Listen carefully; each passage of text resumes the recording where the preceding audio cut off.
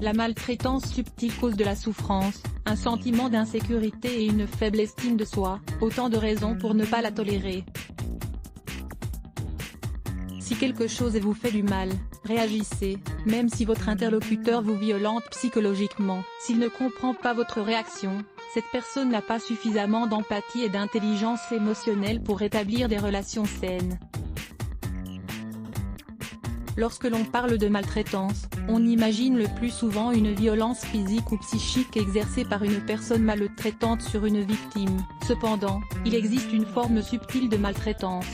Il est parfois difficile de la remarquer, mais elle nous détruit progressivement de l'intérieur.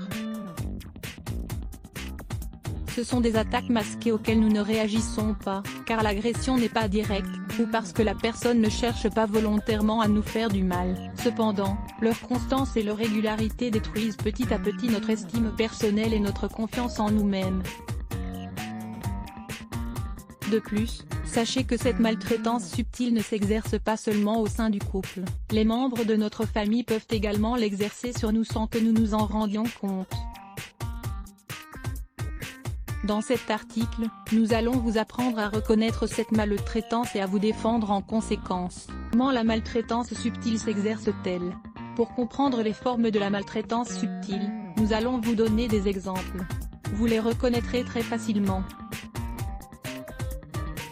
Imaginez une petite fille à qui l'on dit, depuis sa plus tendre enfance, qu'elle est extrêmement maladroite. À chaque fois que quelque chose lui échappe des mains, ses parents le remarquent. Lorsqu'elle casse un objet involontairement, ses parents justifient cet acte par la nature gauche de leur enfant. Au fur et à mesure qu'elle grandit, ils appliquent cette image construite de la maladresse supposée de leur fille aux examens qu'elle rate, à ses difficultés sociales, etc. Ses parents l'aiment, cela ne fait aucun doute, ils ne le maltraitent pas physiquement. Cependant, tout au long de sa vie, ils lui ont fait croire qu'elle était une personne incapable et maladroite. C'est une maltraitance subtile qui provoqua en elle une grande insécurité et une très faible estime d'elle-même. Prenons un autre exemple. Imaginons que vous êtes en couple avec quelqu'un qui utilise très fréquemment l'ironie. Votre partenaire fait fréquemment des commentaires absurdes pour faire rire les autres. Il ne se rend pas compte que cela peut vous faire du mal.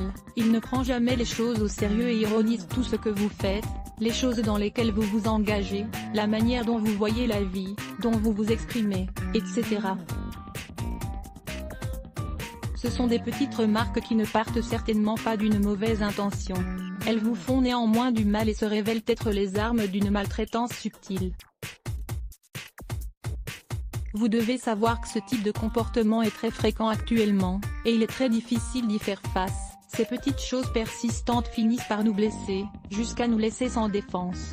Il est donc très important d'apprendre à les reconnaître. Comment se défendre face à cette maltraitance? Lisez également, comment reconnaître une relation de couple toxique. Vous devez être conscient que les mots peuvent autant blesser que la violence physique, et que les blessures qu'ils causent sont aussi douloureuses que celles provoquées par des coups. Peu importe si le commentaire négatif n'avait pas vocation à blesser, ou si l'ironie n'était pas volontairement méchante. Ne permettez pas ce genre de comportement, exprimez à voix haute ce que vous ressentez à propos de ces mots qui vous font du mal, et ne laissez pas cette situation se reproduire. Mettez des limites dans votre vie, des barrières que les autres n'ont pas le droit de franchir. Ne permettez pas l'ironie si elle vous gêne. Si l'on dit des choses fausses sur votre compte, défendez-vous. Si des personnes prennent du plaisir à commenter tout ce que vous faites, éloignez-vous d'elles, tout simplement. Personnes toxiques causent de la souffrance, de l'insécurité et du malheur, c'est pourquoi il ne vaut pas la peine de s'efforcer à essayer de vivre avec elles. Lisez également, comment se défendre contre des proches toxiques. Le principal problème de la maltraitance subtile est que les autres personnes ne voient pas le mal qui peut être provoqué par leurs mots ou leurs actions, et elles ne veulent pas le reconnaître. Il s'agit pour elles d'une blague, alors que c'est une offense pour vous. Si vous ne réagissez pas, et que vous laissez l'ironie s'installer, le niveau de maltraitance va augmenter de jour en jour et devenir incontrôlable. La maltraitance subtile peut être exercée par nos pères, nos mères, nos frères, nos partenaires, voire nos collègues de travail. autrement dit des personnes qui disent nous aimer et nous respecter, mais vous ne devez pas tomber dans leur piège.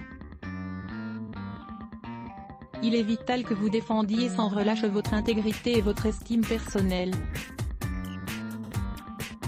Faites bien la différence entre les personnes qui vous respectent, et celles qui vous font du mal. Certaines personnes pensent que la confiance quotidienne leur donne le droit de faire sans cesse des blagues sur votre compte, d'ironiser sur tout ce qui vous touche, voire de vous manquer de respect.